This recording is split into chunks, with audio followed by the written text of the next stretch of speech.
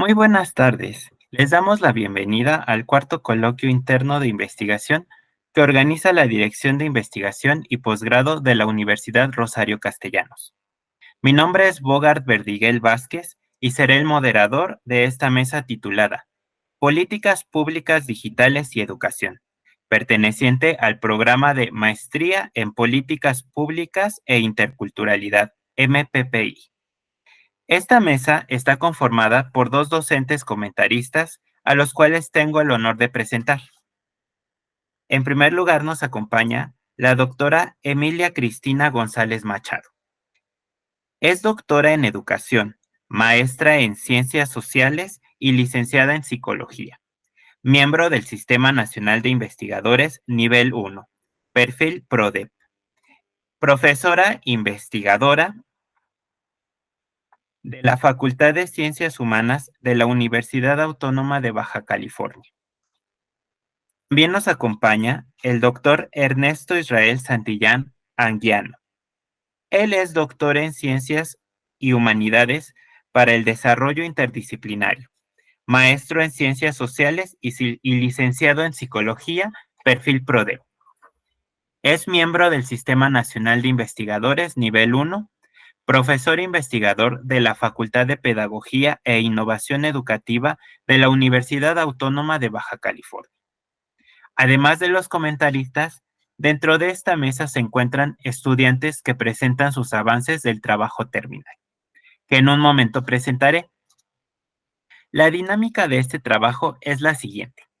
Cada estudiante tiene un máximo de 10 minutos para realizar la presentación de sus avances de investigación. Una vez que terminen, los comentaristas tendrán 10 minutos para realizar la retroalimentación que consideren pertinente. Les recuerdo que no hay réplica por parte de los estudiantes y que la retroalimentación deberá ser revisada, analizada y considerada con sus respectivos docentes directores de trabajo terminal. Demos inicio a esta mesa con la presentación del primer estudiante. Es Cristian Eric Maldonado Rivera. Es estudiante de segundo semestre y presentará su trabajo titulado La interculturalidad en la nueva escuela mexicana en la educación básica secundaria. Perspectivas de adecuaciones para la convivencia y el pensamiento crítico. Adelante, Cristian. Muchas gracias, buenas tardes a todos.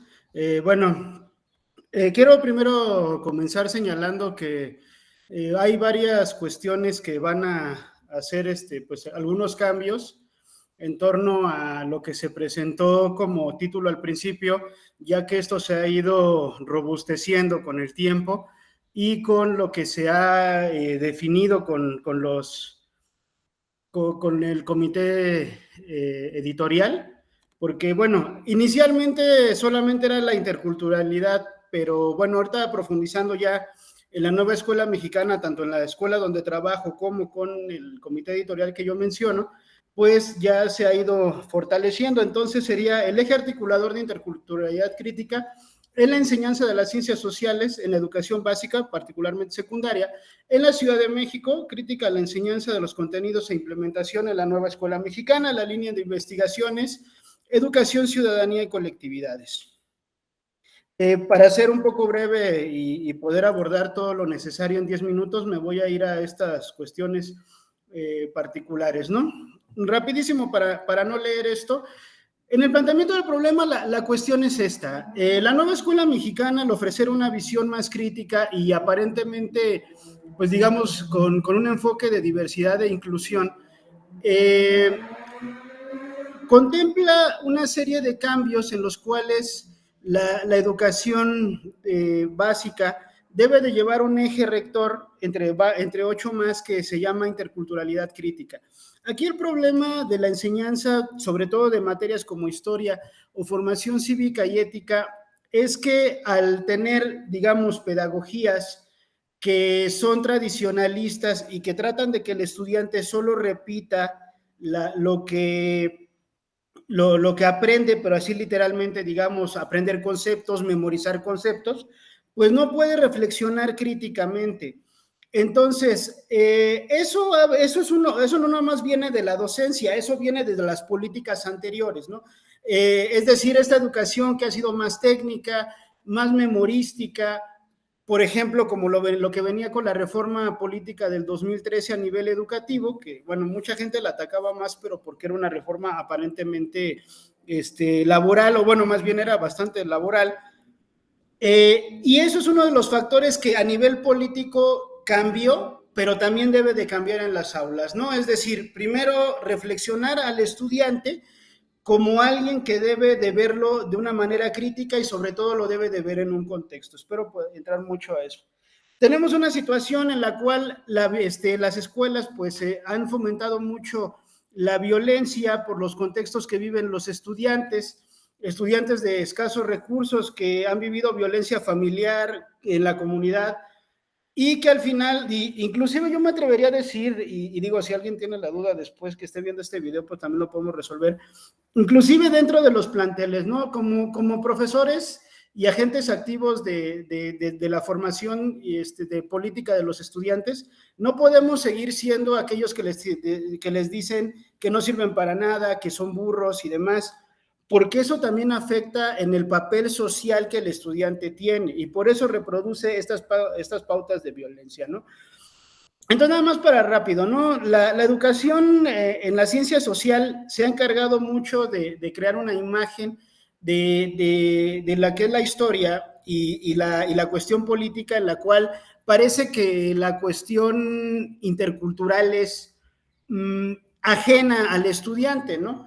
Por ejemplo, muchas veces se habla de interculturalidad y se invisibiliza al estudiante indígena en las escuelas de la Ciudad de México, que es el punto de esta investigación. Inclusive ahorita que estuvimos construyendo el plan analítico que nos pide la nueva escuela mexicana, muchos maestros dicen de entrada, eso no, porque aquí no hay estudiantes indígenas, cuando la escuela tiene 3 estudiantes, ¿no? Ahora, el hecho de que ellos estén ahí no los obliga a que tengan que absorber forzosamente esta educación occidental donde creen que sus contextos no sirven para nada. Ellos tienen que verse reflejados.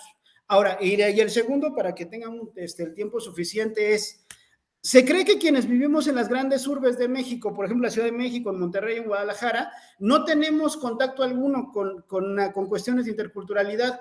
Cuando nosotros tenemos actitudes racistas, clasistas, de discriminación, ahí ya hay un problema. Si el eje articulador de interculturalidad no es capaz de mejorar esta situación, difícilmente vamos a ver un cambio en esa política y difícilmente vamos a ver que esa política pues definitivamente funcione como parte en la torre, no, esto que me quedan 5 minutos. Bueno, nada más rapidísimo. O sea, difícilmente va a tener un sentido esa política. Y la política pública no es algo que se deba de quedar en el tintero o en las leyes, tiene que transformar todo el contexto de una sociedad. Entonces, la interculturalidad crítica nos debe de visualizar que hay estudiantes indígenas y sobre todo que hay muchas personas de pueblos originarios viviendo en las grandes urbes y que no podemos seguir reproduciendo esos discursos denigrantes, chistes y demás que nos da ¿cómo se llama? Pues esta imagen tan denigrante que tenemos como sociedad, ¿no? Entonces, nada más, repito, no les resumo la justificación, pues es esa, ¿no? Es la importancia que tiene este eje articulador para entender primero que ya no podemos darle prioridad únicamente a los contenidos de una educación occidental, tanto en la historia como en la formación cívica y ética. Y segundo, que el estudiante también debe de ser consciente que vive entre personas que a lo mejor si él no es de un pueblo originario, hay otros que sí. Y que muchas veces nosotros discriminamos. No podemos elogiar en este discurso histórico al indígena muerto, no podemos elogiar a Cuauhtémoc, a Moctezuma II, primero lo que ustedes quieran, a Nezahualcóyotl cuando discriminamos al indígena vivo, ¿no? Las preguntas de investigación fundamentalmente son estas, ¿no? ¿Cómo se aplica la interculturalidad en los planes y programas de estudio y en la convivencia escolar, ¿no? También porque, bueno, yo digo, esto no nos va a dar tiempo y no puse las imágenes, pero me he encontrado esvásticas en los salones y ya identifiqué a los estudiantes, digo, lejos de regañarlos, o sea, más bien quiero entender por qué se hace eso, ¿no? ¿Cómo mejora la calidad en la educación con la mejora de las políticas de interculturalidad, ¿no? ¿Qué fortalezas y áreas de oportunidad tienen las políticas de interculturalidad? Ahí era educación básica, perdón, ahí se me fue. Y la implementación de las políticas de interculturalidad en las escuelas de educación básica es una necesidad. Yo creo que sí, de manera hipotética yo creo que sí. ¿Qué tan significativo será en la deconstrucción del paradigma cultural la implementación de las políticas de interculturalidad en educación básica?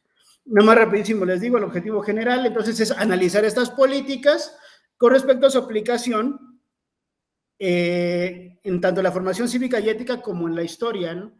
Para su aplicación y su significación. O sea, es que esto tiene que ser forzosamente un aprendizaje significativo, porque si nada más es, a ver, pregunta 5, interculturalidad, la opción C es interculturalidad, ya saqué 10, me importa un bledo que sea la interculturalidad, no, o sea, tiene que ser aplicable a las sociedades. El marco teórico e inclusive un poquito conceptual, se va a estos tres autores. La educación popular de Paulo Freire, que trata de criticar y de eliminar esta visión de la educación vertical, donde lo importante es Europa, donde lo importante es Estados Unidos, para vernos en la historia y digamos en la formación cívica y ética, ¿no? Critica esta educación que le llama bancaria, que bueno, no me va a dar tiempo de explicar, pero con todo gusto lo puedo hacer. También la pedagogía crítica de Bourdieu, sobre todo en los conceptos de capital cultural y en el concepto de reproducción. El gran problema de la educación en las ciencias sociales es la reproducción y no la reflexión. Y la educación decolonial de Catherine Walsh, que la verdad es una autora que casi no he abordado, porque, apenas con mi comité editorial la empecé a tomar y eso me afectó mucho.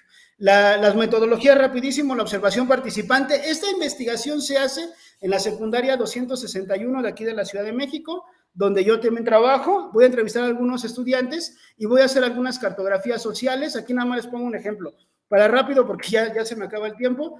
En estas cartografías sociales, digo, inclusive si alguien la ve en YouTube, les puede poner pausa y va a ver que pues los chicos están viviendo un contexto de violencia muy fuerte en el cual ellos lo reflejaron en estas cartografías sociales, ¿no? Y bueno, siento que falta mucho para explicar, pero pues me voy a echar como una hora si lo explico bien. Quedo de sus dudas y pues esto sería todo por mi parte. Muchas gracias por tu participación, Cristian. Comenzaremos con la ronda de retroalimentaciones. En primer lugar, tenemos a la doctora Emilia Cristina González Machado. Adelante, doctora. Sí, muchas gracias. Primero, pues les saludo y agradezco la invitación para estar en este espacio, compartiendo y reflexionando. Muchísimas gracias, Cristian, Eric, por la amabilidad de presentarnos tu trabajo, esta síntesis, ¿no? También por hacernos llegar estos documentos que hablan de todo un trabajo, ¿no? De un año, estar afinando y delimitando tu trabajo de posgrado, y por ello agradezco y te felicito, ¿no? En relación con los comentarios, mira que ahí me gustaría más ponerlo como a modo de preguntas para reflexionar. Aun cuando no hay derecho a réplica, ojo, son como que ir tomando notas y ya lo reflexionas de manera personal y desde luego socializarlo con este comité de tesis para poder, pues ahora sí que decidir, ¿no? Y tomar las decisiones y las rutas que sí apliquen para su trabajo. Por un lado, yo considero que es pertinente tu trabajo en el sentido de que se está abocado a atender desde las políticas públicas, particularmente desde las políticas educativas, en términos de la interculturalidad, ¿no? Porque desde que inicia este nuevo proyecto educativo, vemos que hay una ruta de la interculturalidad en todos los subsistemas del sistema educativo en México, ¿no? Con la nueva escuela mexicana. A mí me parece que todavía podrías, y lo comentas muy bien, ¿no? Cuando aludes al trabajo de Catherine Walsh sobre la interculturalidad crítica, cómo es importante revisar desde Latinoamérica las aportaciones que se deslindan de una noción de la interculturalidad que sigue permeando una visión occidental, universalista y desde luego acrítica. Por eso es bueno, al menos cuando te escucho hablar de Catherine Walsh, ya te estás enmarcando en una perspectiva crítica de la interculturalidad. Sí, sí sería loable que revisaras estos trabajos, no solamente de Catherine Walsh, que hace una aportación muy interesante a la interculturalidad crítica y decolonial, pero también, por ejemplo, de Gayatri Spivak, que si bien no es de Latinoamérica, empieza a trabajar en la India y en Estados Unidos, desde luego, la categoría de subalternidad. Entonces, yo considero que podrías abordar a María Lugones, por ejemplo, también trabaja el tema de la decolonialidad, porque en tu narrativa escucho que tu noción de la interculturalidad se enfoca al trabajo con los pueblos originarios. Habrá que ampliar esas limitaciones, pero para ello acercarte a otros textos, a otras literaturas, ¿no? Particularmente para ir vinculando tu marco teórico con tu metodología, hay que tener claro los objetivos de la investigación y por lo que yo revisaba en tu documento, te vas a un nivel del análisis, entonces, por lo que yo he revisado en este programa doctoral, habrá que platicar, tendrías que transitar más a este trabajo, como bien lo mencionas en la metodología, más horizontal, más dialógico, más de estar interactuando con las comunidades, es decir, estos actores o estas actoras que forman parte de estas políticas educativas, porque es el centro de la nueva escuela mexicana, esta lógica horizontal versus vertical, ¿no? O sea, romper o generar estas rupturas con esta perspectiva vertical. Entonces, estas metodologías en las que tú te enmarcas de la cartografía social, de la entrevista, desde luego tiene que ver el diálogo, la observación, el registro, pero sí a partir de las personas que están inmiscuidas, ¿no? En este proceso educativo. Entonces, sintetizando, yo te invito para reflexionar a la par de ir aclarando y definiendo, delimitando la interculturalidad crítica, revisar estudios más desde esta perspectiva crítica decolonial, desde Latinoamérica, desde el sur global, y por otro lado, para que tenga claridad y lógica tu marco teórico, tu marco metodológico, afinar esos objetivos para que sea desde estas aproximaciones más horizontales y dialógicas estas propuestas que tú haces, ¿no? Serían mis comentarios, hasta aquí lo dejo y pues nos seguimos escuchando y de nuevo felicidades por tu avance. Muchas gracias, Muchas doctora. gracias Muchas gracias, doctora. Continuamos con la participación del doctor Ernesto Israel Santillán Anguiano. Adelante, doctor Ernesto.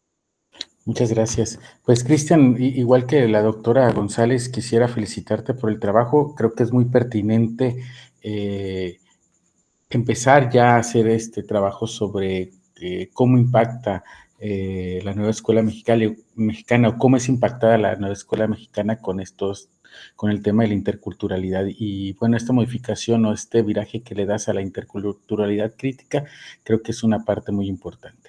Yo te haría 4 observaciones. La primera tiene que ver con necesitas ampliar un poco más tu justificación. Hay que recordar que en las justificaciones tendremos que abordar 4 ejes, o al menos 3 de los 4 ejes que te voy a mencionar. Hay que hacer dentro de la justificación un abordaje social, o sea, qué necesidades está tu proyecto abordando, o sea, por qué es una necesidad social hablar del problema que estás planteando. Hay que hacer también un pequeño párrafo que tenga que ver con la justificación disciplinaria, o sea, por qué desde el área de las ciencias sociales o las áreas de las políticas públicas o el área del derecho, ¿no? Se está abordando este tema. Hay quien también le agrega una justificación metodológica, esto es, cómo es que desde el abordaje metodológico tu trabajo va a ser innovador. Y el cuarto punto, crees que es donde quiero centrarme, es, tiene que dar una justificación a un problema práctico o una solución a un problema práctico. Y este problema práctico no es otra cosa que qué pasa en el contexto donde se está desarrollando el problema, ¿no? Porque este problema práctico no se ve o esa parte contextual no se ve en tu título. Ya al final de tu presentación tú nos comentas que vas a aplicarlo o lo estás aplicando en la secundaria 261, creo si tomé nota bien. Entonces, creo que eso debe estar en tu título, debe estar en tu justificación, debe estar incluso en tus preguntas y en tu objetivo.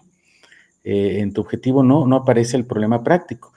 Y en ese sentido, si vas a abordar desde una perspectiva de interculturalidad crítica, en tu pregunta de investigación, por ejemplo, mencionas mejora de la calidad de la educación. Entonces hay que tener ahí un poco de cuidado porque este discurso de la calidad educativa va en contraposición precisamente con un posicionamiento crítico de la interculturalidad, ¿no? Entonces, ¿por qué? Porque el discurso de la calidad está básicamente sustentado pues en los grandes, pues en los posicionamientos hegemónicos, ¿no? Finalmente, ya para cerrar, porque se nos está acabando el tiempo, yo te diría que habría que, en tu propuesta metodológica, más que un cambio de modelo, tendrías que hacer una propuesta epistémica. Está amarrado a una propuesta epistémica nueva, crítica, pues, que precisamente incorpore todos estos abordajes desde la interculturalidad crítica precisamente al problema que estás desarrollando, ¿no? Entonces, con esto cierro mi intervención y de nuevo te felicito por tu proyecto. Gracias. Muchas gracias, doctor. Muchas gracias, doctor. Continuamos con el alumno Víctor Alfonso Ortiz Medina. Es estudiante de segundo semestre y presentará su trabajo titulado Mejora en el proceso de enseñanza-aprendizaje a través del desarrollo de habilidades socioemocionales. Adelante, Víctor.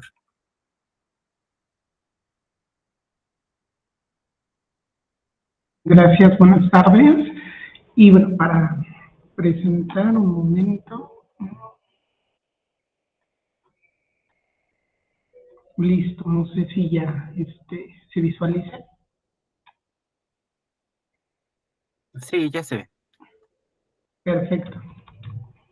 Entonces, bueno, como como nosotros lo veíamos aquí o en lo que yo estoy trabajando es en la mejora del proceso de enseñanza-aprendizaje a través del desarrollo de habilidades socioemocionales. En la actualidad, todavía nosotros seguimos transitando hacia una educación humanística, todavía la enseñanza de los aprendizajes cognitivos tiene una gran relevancia y se ha dejado de un lado este desarrollo de habilidades socioemocionales.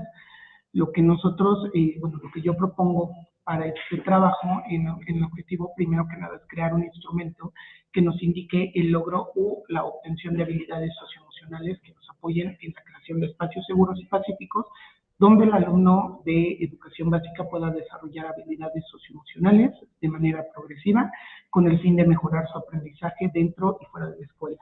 Como lo decía la doctora, se trata de hacer una potencialización tanto de que los maestros puedan ser esos actores claves que desarrollen en su grupo una convivencia. Nosotros lo vemos y es en el aspecto que ha aumentado en nuestras escuelas de educación básica la violencia, ha aumentado el bullying, ha aumentado las situaciones de depresión, ha aumentado deserción escolar, ha aumentado prácticamente la falta del desempeño en los alumnos y entonces estas situaciones socioemocionales nos ayudan para poder mejorar en esa adquisición de aprendizajes y mejorar el proceso en el camino.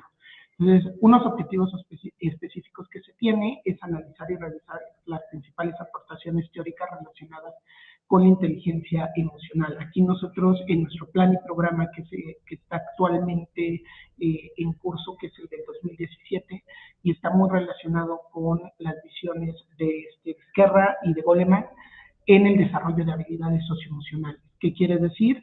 Que el alumno, primero que nada, entienda sus emociones, después pueda enfocar de dónde parten sus emociones y tercero pueda reaccionar, pueda actuar de mejor manera ante estas situaciones. Entonces, sí se propone un plan de intervención para trabajar en las aulas esta inteligencia emocional de manera explícita y no como en la actualidad se está dando como una asignatura, dado que en la currícula nada más se presenta como esta materia que tiene 30 minutos a la semana, 45 en secundaria, para que pueda ser trabajada. Y en este caso, pues, también obviamente favorece el desarrollo de habilidades emocionales en estos alumnos. Igual es valorar la importancia de educar las emociones para lograr un desarrollo integral. Esto debido a que todavía las emociones, el hablar de emociones, sobre todo en el aula, sigue siendo un tabú. Sigue siendo una situación que no se quiere trasladar desde los padres de familia hasta los docentes. Y una vez que nosotros logramos este desarrollo, pues se trata de fomentar la convivencia en el aula a través de esta mejora de relaciones interpersonales. La propuesta en el plan de acción, pues, sí, es enseñar las habilidades socioemocionales de forma explícita, como implementar una secuencia del tipo planear, hacer, revisar. Igual utilizar lenguaje socioemocional, los maestros deben de motivar a los estudiantes utilizando un lenguaje que los aliente a su esfuerzo y trabajo y que promueva la afirmación positiva y les ayude a comparar su realidad presente con el futuro que ellos desean.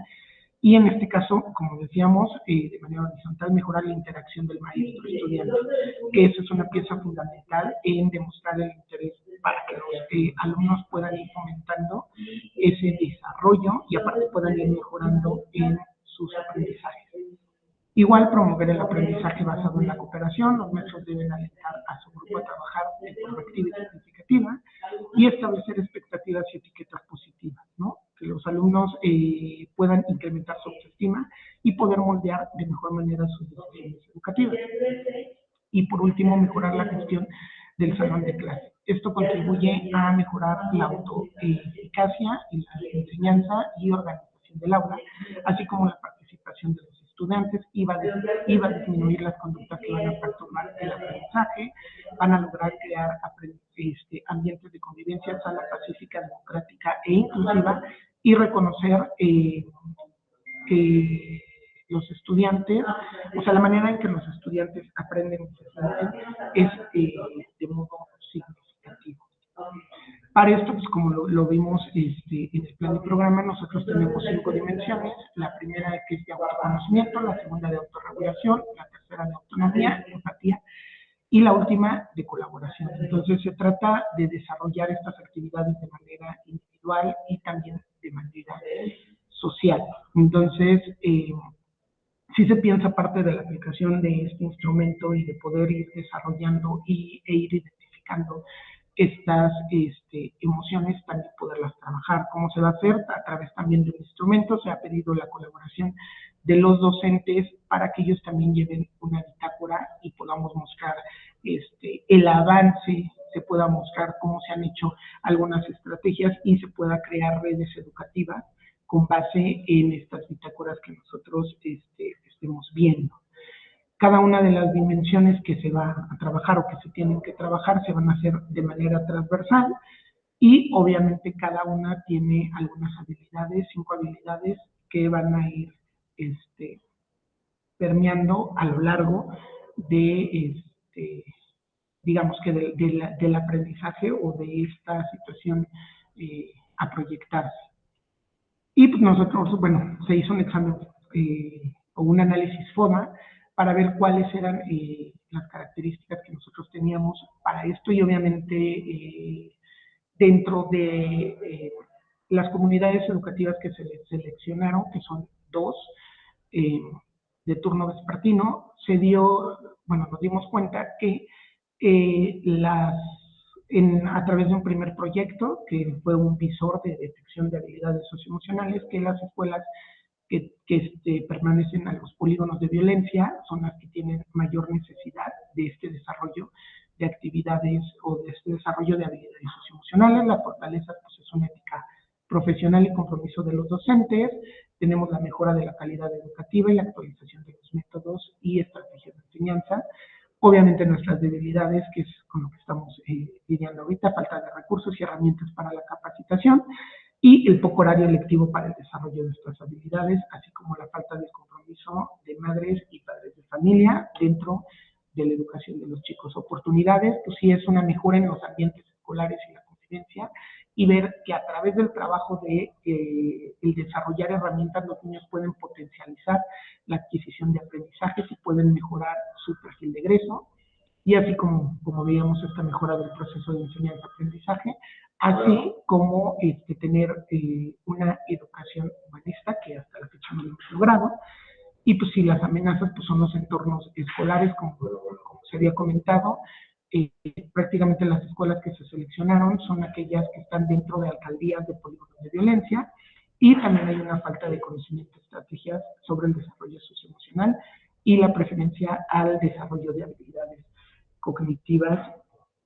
También es como una de las amenazas que nosotros tenemos. Sí se trata de que en este proyecto se pueda tener esa oportunidad de mejorar, de disminuir el bullying, de crear estos ambientes colaborativos, en donde el niño no nada más se pueda desenvolver de manera individual, sino de manera social y que pueda expresar él sus emociones.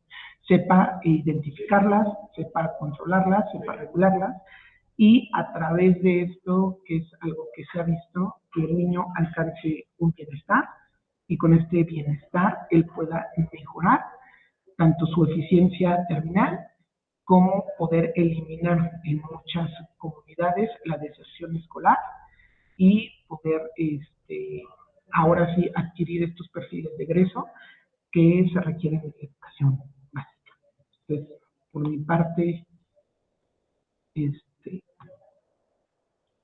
sería todo. Muchas gracias. Agradecemos su participación, Víctor.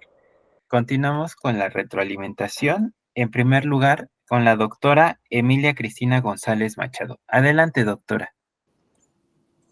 Sí, muchas gracias. Gracias también, Víctor Alfonso, por tu presentación y también felicidades por el avance. Siempre cuando nos toca estar de este lado, pues compartiendo nuestras impresiones, porque es eso, nuestras impresiones sobre los avances, Yo pienso como en desde dos lógicas, ¿no? La primera tiene que ver con una mirada como muy rigurosa de la coherencia interna del proyecto, del diseño del proyecto, del protocolo, pero sin duda la otra lógica con la que pensamos los proyectos es una lógica, una coherencia externa que tiene que ver también con el compromiso de hacer investigación, de producir conocimiento o aplicar conocimiento científico, Víctor Alfonso, ¿no? Entonces, dicho esto, yo cuando reviso tu trabajo, el documento que nos presentas, entiendo que estás preocupado por el proceso de enseñanza-aprendizaje, pero particularmente te preocupa el desarrollo afectivo de las infancias, ¿sí? Ahí está centrada como tu atención. Cuando estoy revisando, y te lo digo, y te lo comparto, y lo comparto ahora con muchísimo cuidado,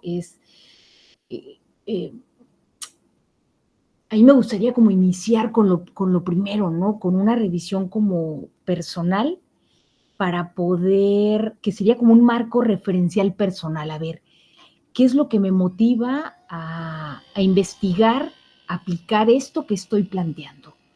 Por una parte, trabajar con las infancias en los espacios educativos, pero trabajar también con la práctica pedagógica, práctica docente, pero esta gran categoría del desarrollo afectivo, del desarrollo socioafectivo, porque estuviste utilizando palabras como las violencias, la convivencia, el bienestar, y por qué, bueno, luego viene una tendencia o estos organismos o esta agenda política internacional, si la tomamos tal cual de una manera acrítica, no reflexionamos sobre, a ver, ¿y qué es esto del desarrollo socioemocional? Si nuestros sustentos teóricos los tenemos como de manera como muy acrítica, híjole, yo sí me quedo reflexionando si este instrumento, porque es el objetivo de esta, al menos en esta primera propuesta de tu trabajo, crear un instrumento para poder indicar ese logro u obtención de habilidades socioemocionales y cómo con ese instrumento vas a crear espacios seguros y pacíficos en estudiantes de educación básica para de manera progresiva mejorar su aprendizaje. A mí me parece que hay como muchas cosas revueltas cuando colocamos y queremos hacer un jugo y le metemos desde apio, espinaca, betabel y le ponemos muchas verduras, muchos vegetales y sale ahí un color muy raro, ¿no? Algo complejo. Ahí me parece que el objetivo es como la brújula de tu proyecto, es como esas coordenadas que hay que seguir a lo largo de estos años, 2 años de tu posgrado, para poder llegar a buen puerto.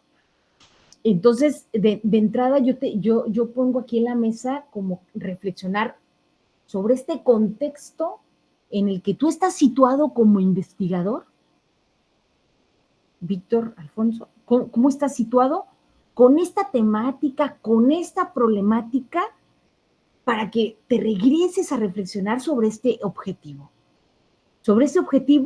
y que lo puedas platicar, ¿no? A partir de este marco referencial personal, a ver, ¿cómo te sitúas tú en este proyecto? ¿Qué es lo que te mueve para poder llevar este proyecto de las habilidades del desarrollo afectivo en las infancias? ¿Qué es lo que te preocupa de las infancias? ¿La violencia que viven? ¿Las desigualdades estructurales en las que están insertas estas infancias? ¿Qué es lo que te interesa? Porque a partir de identificarte tú en ese proyecto, pues va a tener como mayor claridad ese objetivo. Y me parece que son muchas cosas, como muchos vegetales de diferentes sabores y colores, estos vegetales a manera de analogía, y sí falta estructurar ese objetivo, porque si me voy yo, o sea, es un eje, como le decía al compañero, debe llevar una lógica a nuestro proyecto. Tener claridad en mis objetivos me permite tener claridad en mis categorías. Y esas categorías analíticas son mi sustento teórico. Y cuando yo analizo estas categorías, desde luego, me va orientando mi método. Voy orientando las técnicas, las estrategias para poder llegar a armar y que sea consistente este proyecto. Entonces, por un lado, veo en tu documento que recoges y registras trabajos desde Daniel Goleman. Habrá que revisar muy bien ese referente, incluso yo insisto, desde una perspectiva crítica, y pondría en la mesa, y con esto cerraría mis reflexiones, ¿por qué no utilizar, como, no sé, por ejemplo, Silvia Winter, desde la teoría crítica, trabaja la investigación relacional, ¿no? Hablando de la convivencia. ¿Y por qué no trabajar y retomar el trabajo de Falsborda, que promueve comunidades sentipensantes, ¿no? Como esta combinación de los sentimientos, de los pensamientos, pero desde las propias comunidades, ¿no? En este caso, una comunidad educativa. Yo hasta aquí cerraría mis reflexiones, los dejo a tu consideración y pues felicidades también por el avance.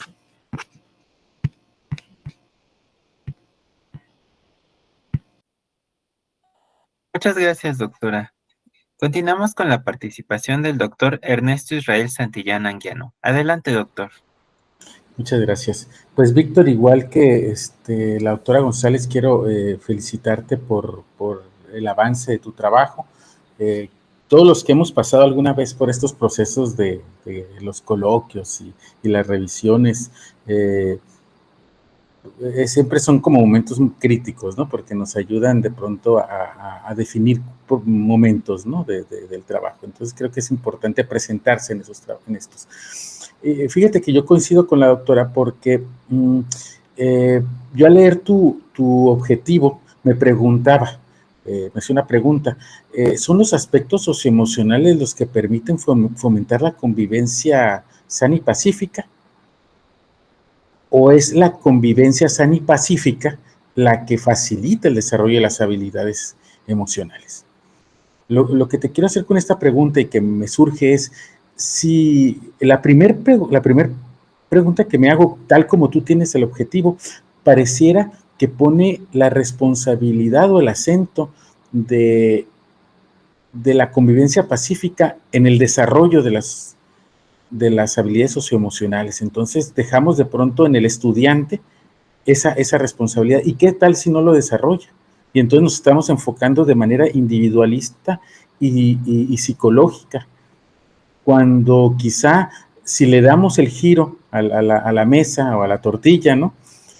Nos podamos enfocar más en aspectos sociales, en el contexto. Realmente la escuela está generando espacios de convivencia pacífica que en mediano plazo o largo plazo puedan generar precisamente que los niños, las niñas, los jóvenes las jóvenes puedan vivir un espacio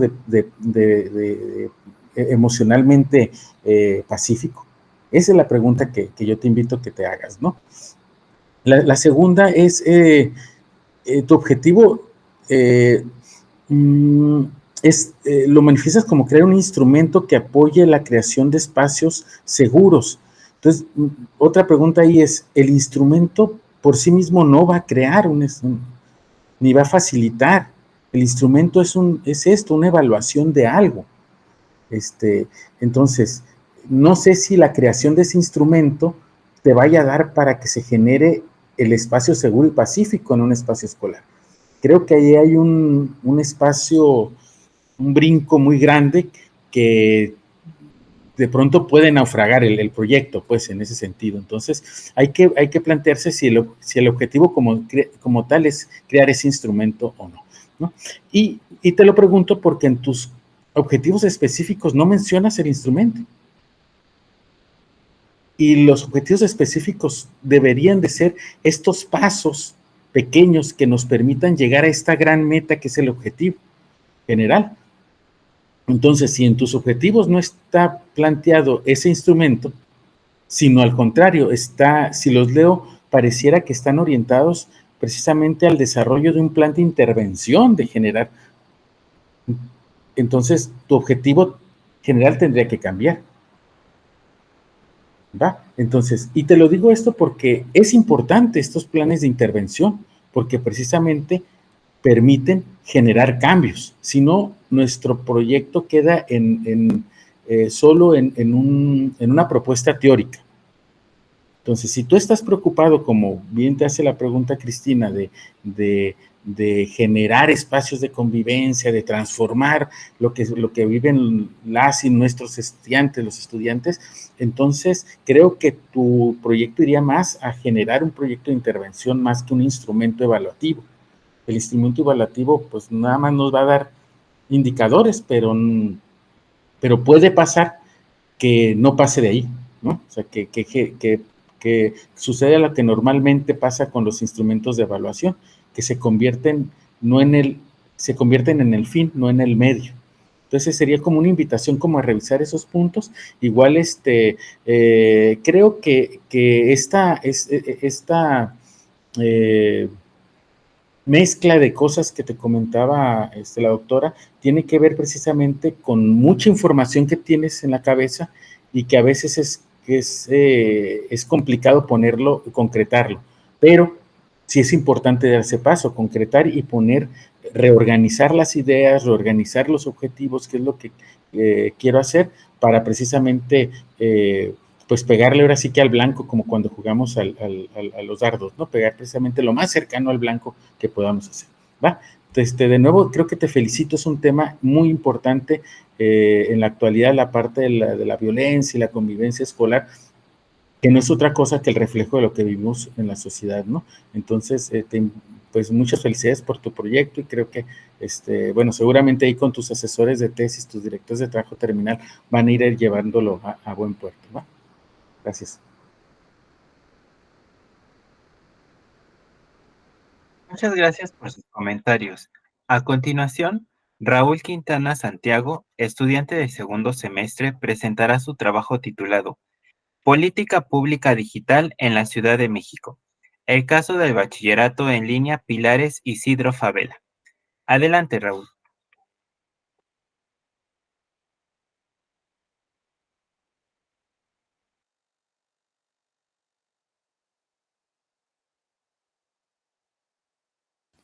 Buenas tardes, muchas gracias. Voy a presentar, permítame.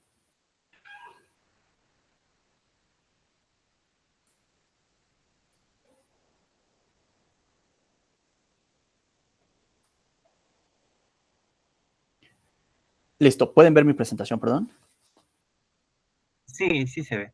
Ok, buenas tardes, muchas gracias.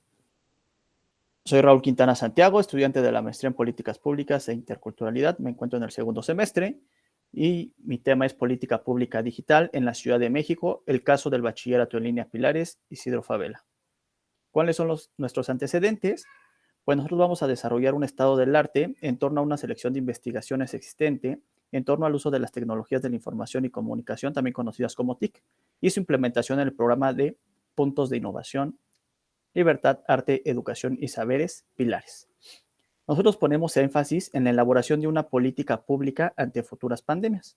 El trabajo lo vamos a centrar en el Pilares Isidro Fabela en la alcaldía Álvaro Obregón en la Ciudad de México. Del lado izquierdo podemos ver la fotografía de dicho Pilares. Para esto nos hemos basado en autores nacionales como Copado 2021, en la oferta educativa del programa Pilares como propuesta de la educación para la vida en la Ciudad de México, el caso de la alcaldía Gustavo Amadero. Él retoma el concepto de educación para la vida de Javet 2009, Ibeniki 2021, Smelkers 1997, Smolin 2003, Toroela 2001 y Walters 2016. Para la educación multimodal recupera a Calderón y García 2009. Peña y Varela, 2021, en territorialidad urbana y seguridad, una agenda en materia de capital social para el programa Pilares en la Ciudad de México. Recuperan el concepto de capital social para desglosar su investigación, retoman el concepto de Blucan y Ray 2008, Bourdieu 1986, Coleman 1990, Kadushin 2012, Livelli 2011, Putman 1993 y Savage 2008. Copado y Pineda, que son los puntos de innovación, libertad, arte, educación y saberes, Pilares y sus ciberescuelas 2022, abordan la dimensión pedagógica como punto importante del acceso a la educación, la cual se ve. En este caso también tenemos autores internacionales, como García del 2020, señalan que en España la gran desigualdad que existe en torno a la brecha digital, la educación fue afectada por los efectos de la pandemia. En este aspecto, los países de primer mundo no han sido excepción. Las TIC se han introducido como una opción de educación remota. Sin embargo, existe una gran desventaja entre sectores pobres y ricos económicamente hablando. En España, se realizó un estudio por medio de encuestas de la brecha digital entre los jóvenes en el periodo del año 2006 al 2015. ¿Cuáles fueron las consideraciones? Pues la edad, el empleo, el género y los estudios. Ahora, para América Latina, en el Estado chileno, la brecha digital no se toma como una dificultad de acceso, se relaciona a la manera en que se utilizan, ya sean para bien o para mal. En el año 2000 se tenía un acceso a Internet del 16% y ya para el año 2018 subió a un 82%. Nuestra justificación.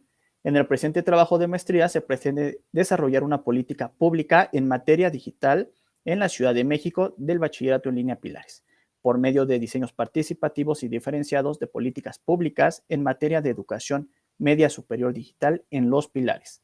La reciente creación del programa tiene como resultado muy pocas investigaciones sobre el tema. Nuestro planteamiento del problema. Chávez y Ramírez 2022 mencionan que la pandemia dejó de ver la gran desigualdad que existe en torno a la brecha digital y tecnológica en México y el mundo. El sector más desfavorecido, las personas con menos ingresos económicos, tienen una gran desventaja en comparación con las personas que tienen acceso a todos los servicios públicos. México no tuvo un plan de contingencia en el sector educativo, por lo cual se agravó la migración de la escuela presencial a la digital. En el caso de la Ciudad de México, existe este programa llamado Pilares. Nuestra pregunta, ¿el bachillerato en línea Pilares sienta las bases de una política pública digital? Nuestra propuesta de objetivos. Los objetivos generales, conocer las características y operación de un Pilares ubicado en la alcaldía Álvaro Obregón para atender el rezago educativo mediado por las tecnologías digitales en la población que asiste al nivel medio superior con miras a identificar los ejes de una política educativa digital dirigida a atender tal rezago en zonas con marginación social en la Ciudad de México. Los objetivos específicos. Explorar las características económicas, políticas, sociales, educativas y culturales de las y los jóvenes que acuden al Pilares, conocer las características y operación del Pilares elegido en torno a la atención del rezago educativo a través de las tecnologías digitales y proponer ejes de una política educativa digital para atender el rezago educativo en zonas con marginación social en la Ciudad de México. Nuestra propuesta teórica. La investigación presentada tiene el sustento teórico en el concepto de capital cultural de Pierre de Bourdieu. Dicho concepto aborda la diferencia de clases en la sociedad, uniendo factores económicos, políticos y sociales. Los tres estados del capital cultural son el estado incorporado, el estado objetivado y el estado institucionalizado. En este aspecto, nuestra propuesta metodológica se basa en una metodología cualitativa, con la cual se analiza la educación en la política pública digital en la Ciudad de México, el caso del bachillerato en línea Pilares y Isidro Fabela. Con la metodología cualitativa y sus técnicas basadas en Batiani 2011, se pretende recabar datos al interactuar con las personas. La técnica que se propone implementar son los grupos focales. Se contemplan 24 entrevistados dentro de los 15 a 29 años y 3 reuniones de 8 personas en la misma edad. Podemos ver nuestro cronograma, cómo se ha ido llevando a cabo este trabajo y se seguirá. El proyecto de investigación, los enfoques con que ha sido abordado el tema, la justificación, planteamiento del problema, preguntas de investigación, propuesta teórica metodológica, cronograma de trabajo. Lo hemos trabajado desde el primer semestre al segundo, de marzo a junio de 2023. Para el tercer semestre, de agosto a diciembre de 2023, estaremos trabajando con la construcción de instrumentos, trabajos de campo, procesamiento de la información. Y para el cuarto y último semestre, de marzo a junio de 2024, tendríamos el procesamiento de la información, el análisis y las conclusiones. Nuestras referencias que estamos mostrando ahora para nuestra presentación. Muchas gracias por su tiempo. Muchas gracias. Agradecemos su presentación y comenzaremos con la ronda de retroalimentaciones. En primer lugar, la retroalimentación de la doctora Emilia Cristina González Machado. Adelante, doctora. Sí, muchas gracias. Gracias, Raúl Quintana, por la presentación de tu trabajo. Y pues mira, también con el afán de reflexionar en conjunto, pues a mí me gustaría felicitarte porque pues haces un trabajo presentas al menos en el documento un trabajo con una revisión significativa, ¿no?, sobre el estado del arte. A mí me gustaría sí comentar nada más a eso, ¿no?, a modo de comentario, que pudieras sintetizar en tu revisión de literatura, sobre todo como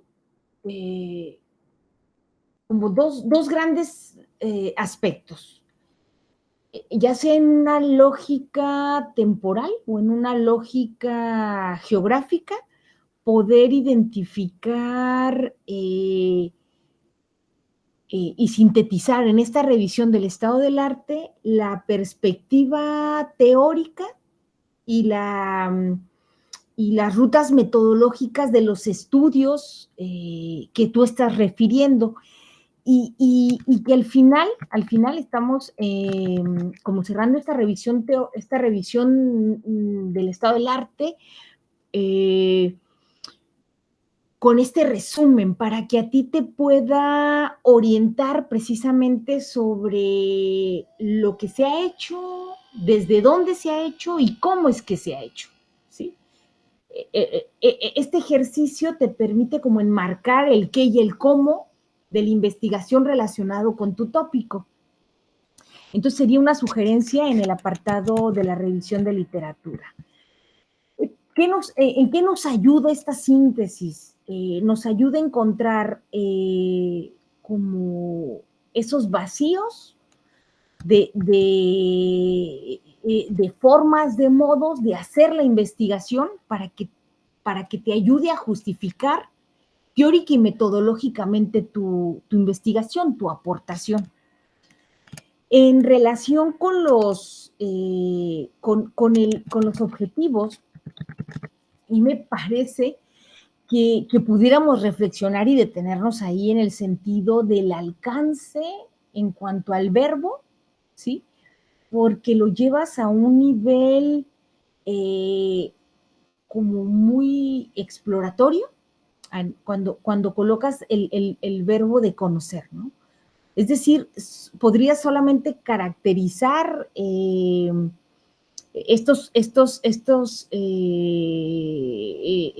información en esta alcaldía sobre política educativa, pero me parece que el alcance, eso platícalo también con el comité de tesis, pero el alcance como muy de caracterización, de llegar a conocer,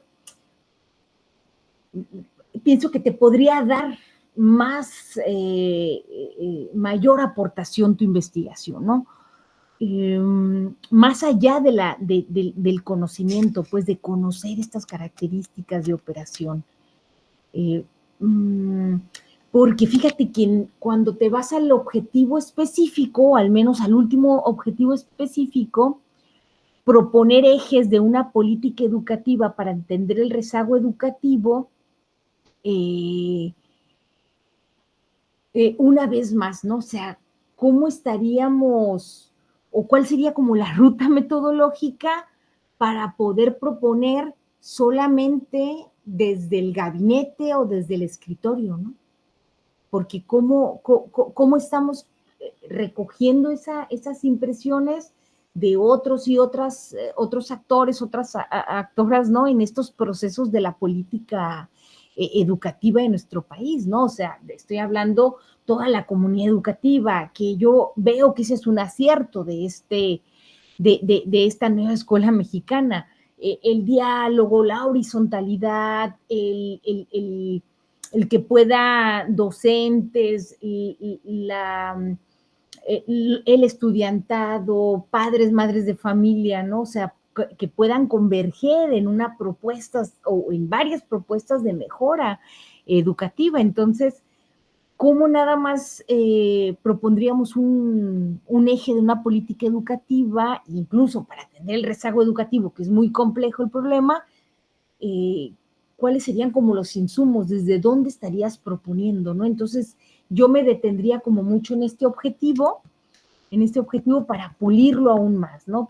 Yo considero que lo puedes pulir más a partir, incluso desde el marco teórico en el que te estás sustentando, ¿no? Que tiene que ver con una percepción de la escuela como un aparato que promueve ciertas ideológicas y reproduce las desigualdades, o sea, estaría reproduciendo ese rezago educativo si nos quedamos en esta perspectiva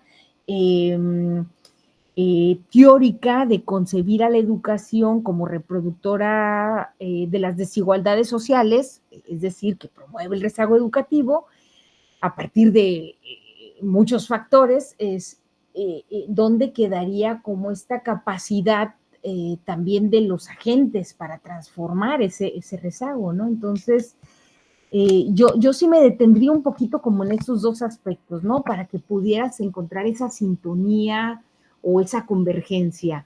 Estos objetivos de mayor alcance, esta perspectiva teórica, a lo mejor llevártela un poquito más allá de una reproducción hacia una emancipación a partir de la educación, y este tip que me atrevo a darte sobre sintetizar lo encontrado en esta revisión que tú le llamas el estado del arte.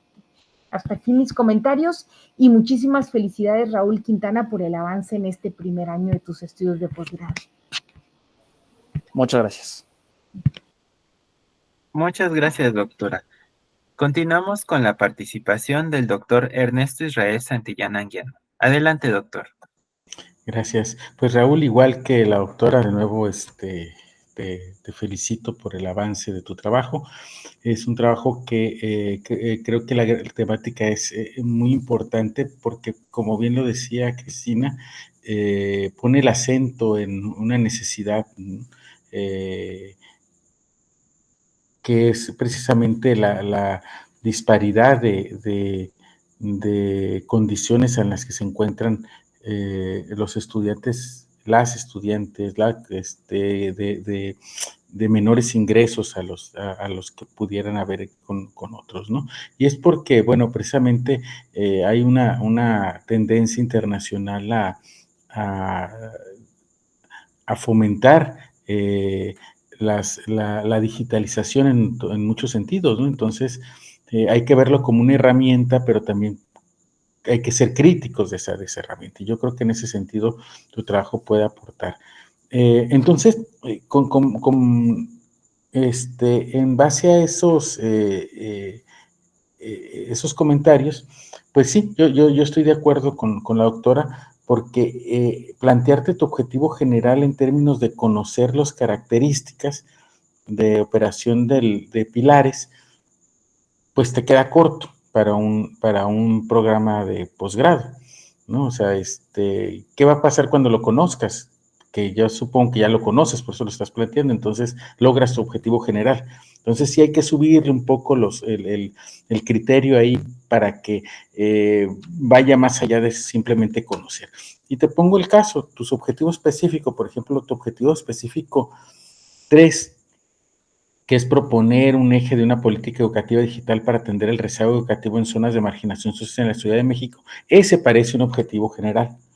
Entonces, está a un nivel mucho más complejo que el tercer objetivo específico que el objetivo general. Entonces, sí sería como una invitación, igual que yo te lo digo de otra forma, ¿no? Igual que te lo comentaba Cristina, que pues hay que reestructurar esos objetivos precisamente para que tengan esta coherencia entre los dos, ¿no? Y en cuanto a la otra observación que te quiero hacer es, bueno, tu justificación creo que es importante, pero hace falta ahí agregarle algunos elementos. Por ejemplo, si tu interés principal, más allá del ejemplo de los pilares o no, intuyo que tiene que ver con el acceso a la educación digital de los estudiantes con escasos recursos. Entonces, ahí en tu justificación debería de haber algunos indicadores estadísticos nacionales respecto a precisamente cómo están la población de escasos recursos frente a una población de clase media o de clase alta, ¿no?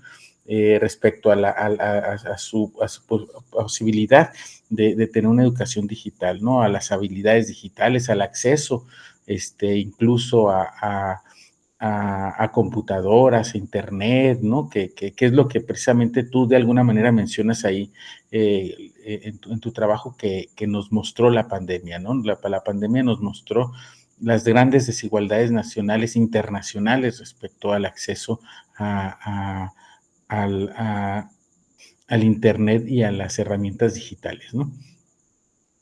Y la otra justificación, la otra parte que tiene que ver en tu justificación, que creo que es importante que esté presente, es el problema práctico.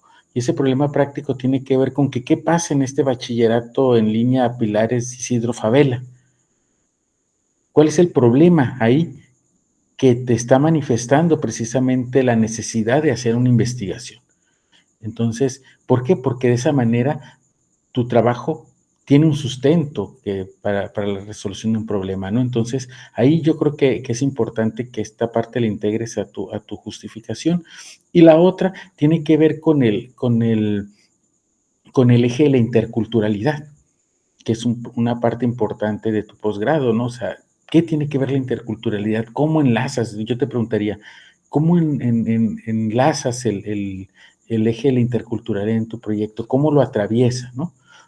Porque si este proyecto tal como lo presentas, me voy a un posgrado de educación en general, no le veo cambios, ¿no? O sea, lo puedes presentar en otro posgrado. Entonces, lo importante de este posgrado es que precisamente tiene un eje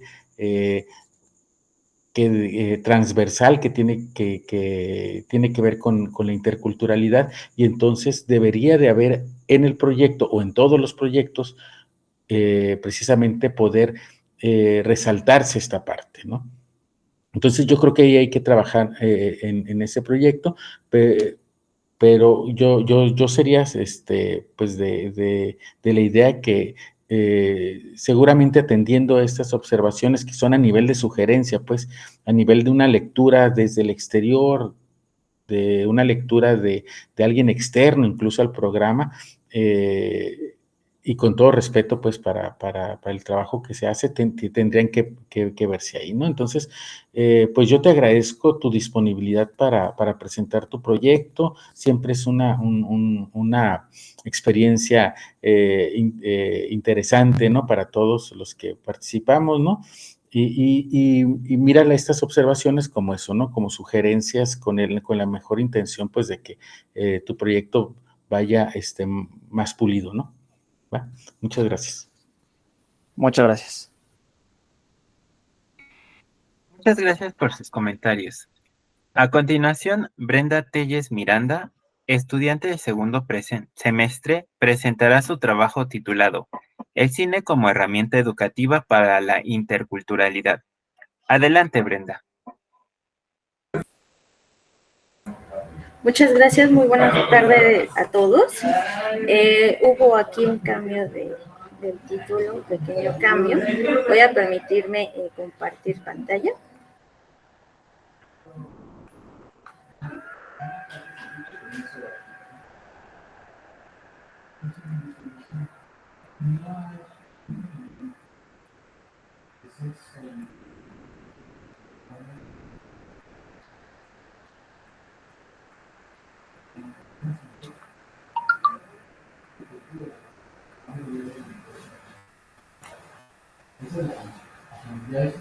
Un momentito, tuve aquí un problema técnico. Permítame.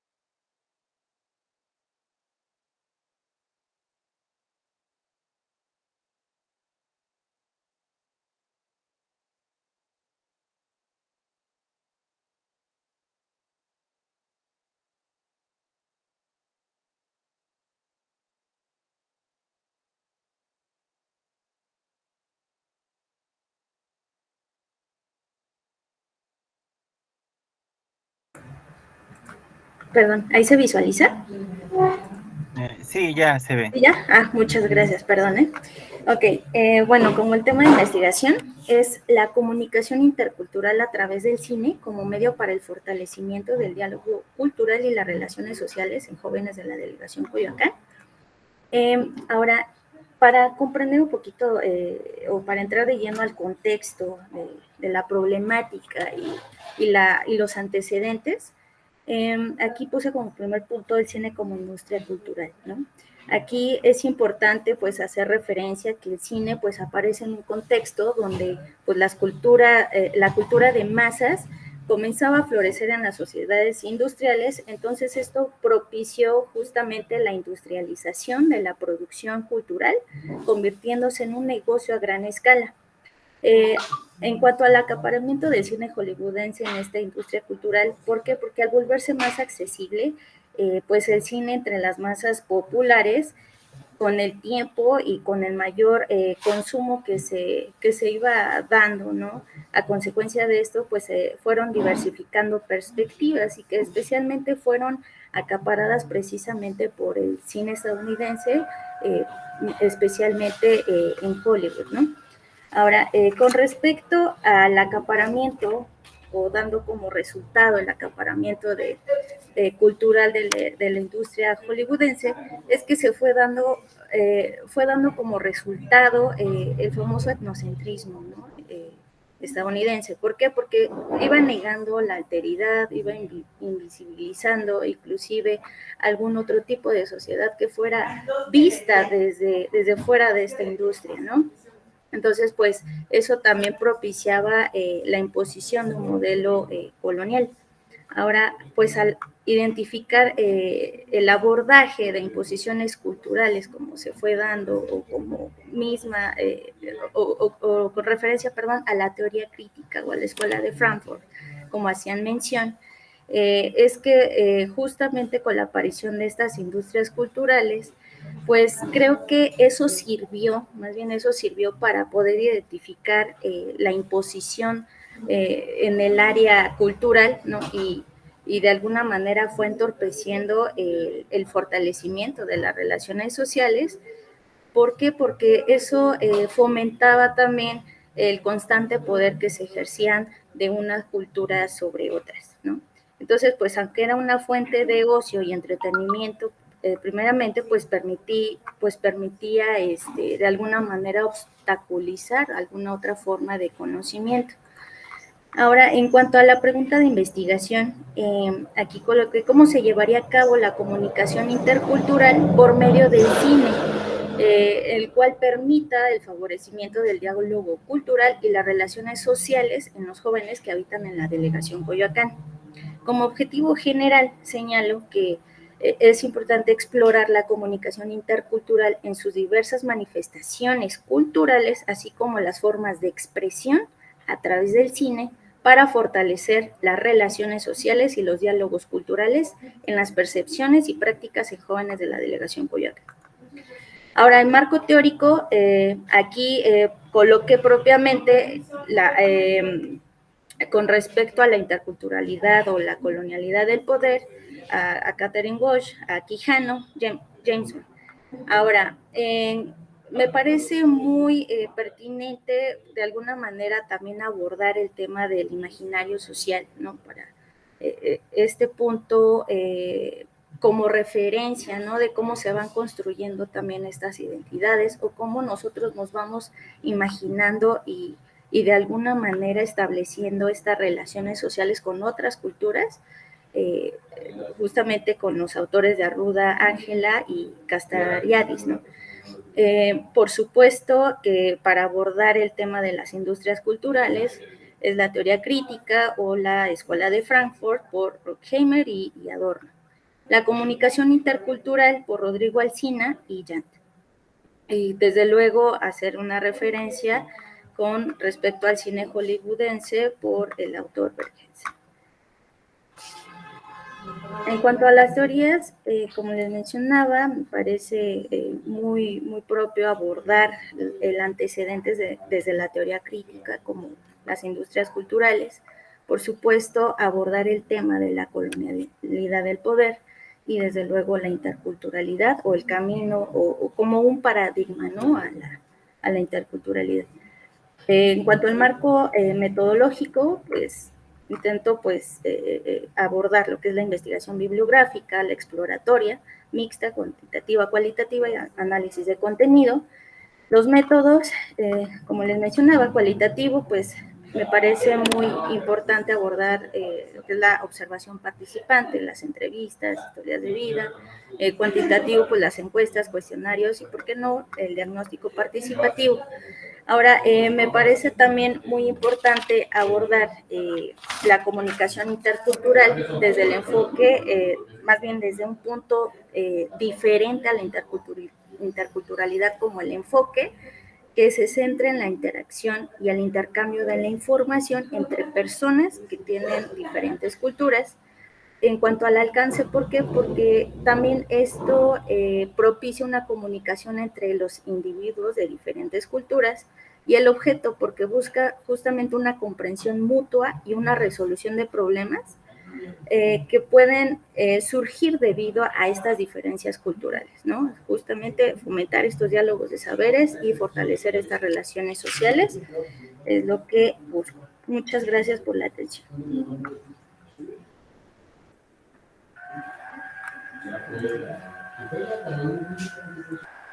Muchas gracias por su presentación. Continuamos con la ronda de retroalimentaciones. En primer lugar, la doctora Emilia Cristina González Machado. Adelante, doctora. Sí, muchas gracias y muchas gracias también, Brenda Telles, por compartirnos tu presentación. Bueno, cuando yo comento, quiero, Brenda, que lo tomen así como una impresión que tengo a partir de los elementos con los que cuento, ¿no? En primer lugar, pues el resumen, que agradezco que me lo hayas hecho llegar, y también vi a los coordinadores de este coloquio, y también tu documento un poquito más desarrollado, ¿no? En cuanto a la estructura y demás. Y esta presentación, que bien nos comentas que ya tiene un ajuste en cuanto al título, ¿sí? En el título que tenemos era el cine como un derecho cultural, pero en este último que nos presentas, y que tomé nota por aquí, déjame lo reviso, ya está más elaborado, ¿no? Ya el cine como un derecho cultural, ¿sí? Así es el que tengo yo, son los datos con los que nos comparten.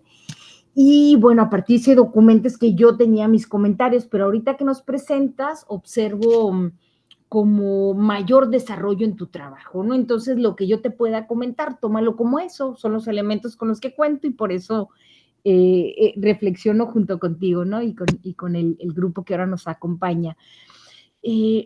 Mira, yo me pregunto si lo que tú estás desarrollando tiene que ver con utilizar precisamente el cine como un dispositivo que permita reflexionar sobre esta capacidad de resistencia de estos jóvenes, ¿no? En esta delegación Coyoacán, que ahora sí lo enmarcas, lo tienes como más claro, pues, en tu presentación. Yo te invito para que, si tienes claro esto, o sea, esto que yo estoy entendiendo como, a ver, el cine lo voy a utilizar como un dispositivo que me permita analizar a partir de esta metodología, de esta perspectiva metodológica que nos mencionas, de análisis de los discursos, estaríamos entonces relacionando y analizando como el cine como un dispositivo, ¿no? Entonces, habrá que tomar teóricos, y por ahí lo pongo en la mesa para que tú revises esta categoría de dispositivo en Giorgio Agamben, ¿sí? Y en Michel Foucault, teóricos sociales que abordan precisamente los temas relacionados con el poder, la política y la sociedad, ¿no?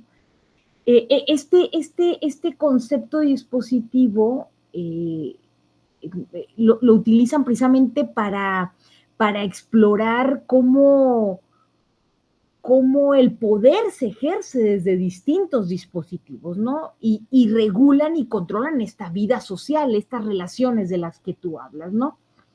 Y cómo este poder, a través de estos dispositivos, en este caso, por ejemplo, el cine, producen formas específicas de subjetividad.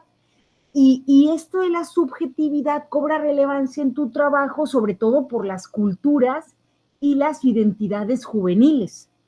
Ahí, por ejemplo, una de las sugerencias que me atrevo a poner en la mesa para que pudieras buscar, leer, reflexionar, pues está Rosana Reguillo en el ámbito de la comunicación, que está en Guadalajara, investigadora reconocida con el trabajo también con las culturas juveniles, ¿no? Y desde luego también estarían los trabajos, sí, desde España, de Carles Feixa, sobre identidades y culturas juveniles.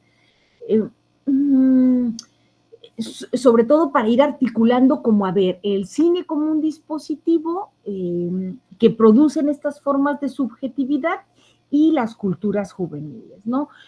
Yo pienso que ya las otras notas que tenía, a partir de lo que nos comentas, que lo vas reconfigurando, hasta aquí yo pienso que serían como las reflexiones, ¿no? Las demás sí serían como aclarar un poquito ese objetivo. Y desde luego ese objetivo, como le decía el compañero, tiene que ver con estas coordenadas que nos ayudan a llegar a buen puerto, pero esos objetivos se plantean con una pregunta que tenemos, ¿no? Entonces, en cuanto a la coherencia interna de tu trabajo, te invito para reflexionar sobre, a ver, ¿qué es la pregunta que te está moviendo a propósito de este ajuste que haces en tu título?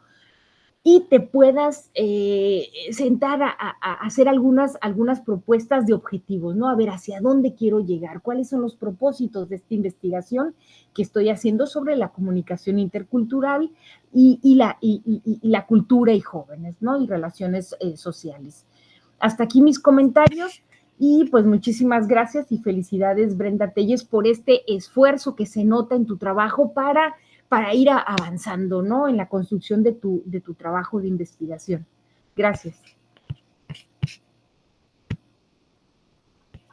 Agradecemos la retroalimentación y continuamos con la retroalimentación del doctor Ernesto Israel Santillán Anguiano. Adelante, doctor.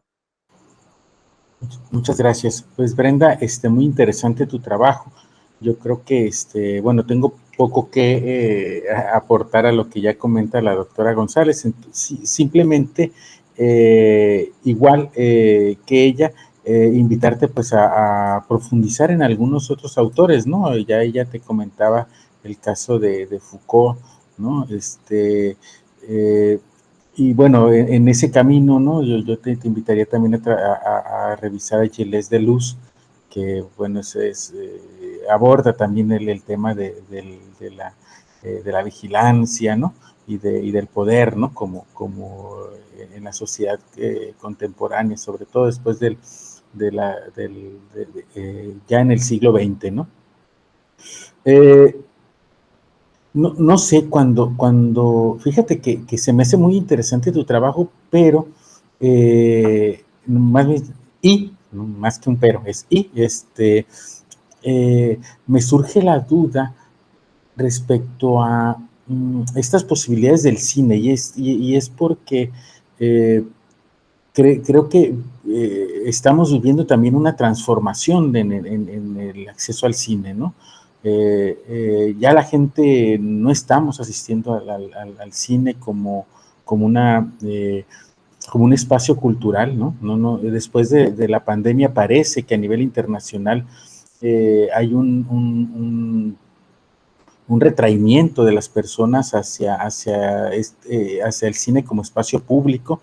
Entonces, no sé si también valga la pena que te hagas este cuestionamiento, o sea, bueno, aun cuando tú haces una crítica muy buena a las películas hollywoodenses, ahora precisamente la crisis del cine hollywoodense es precisamente que la gente no va al cine, ¿no? Y se prefiere que las producciones se vayan a las plataformas de streaming. Entonces, no sé si este proceso de transformación, no lo sé, porque bueno, yo no soy comunicólogo, ¿no? Ni es mi especialidad el cine, eh, pero yo no sé si aquí pudiéramos intuir también un desmarcaje social respecto a estos espacios, y habría que entonces buscar como en dónde se está poniendo la atención de estos jóvenes, ¿no? ¿Qué están haciendo los jóvenes respecto al consumo del cine como industria cultural, ya no en los espacios sociales, ya no en los espacios públicos, sino en los espacios privados, ¿no? Y a lo mejor también si el tema de la interculturalidad creo que es un tema que está surgiendo en el cine, en las producciones independientes, en las producciones no hollywoodenses, ¿no? Hay una producción no solo a nivel internacional, sino nacional muy interesante respecto a cómo se están abordando el tema de las culturas distintas, de las diferentes culturas, ¿no? A nivel internacional. Entonces pudiera ser por ahí el trabajo. Con eso yo me quedaría más que hacerte observaciones que ya te comentó la doctora González de manera muy puntual, sería como invitarte a reflexionar del espacio social del cine, cómo andamos, ¿no? Actualmente, ¿no? Si nos da para seguir considerándolo un espacio de interacción o se movió a un espacio mucho más privado, más individual, ¿no? Sería todo. Muchísimas gracias. Muchas gracias por su retroalimentación, doctor.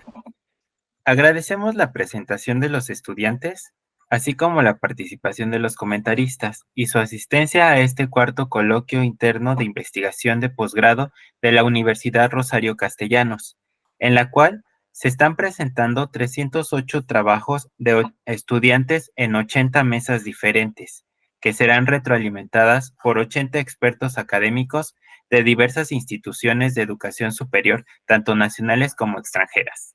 Les reitero nuestro agradecimiento y muy buenas noches. Otro modo de ser humano y libre, otro modo de ser.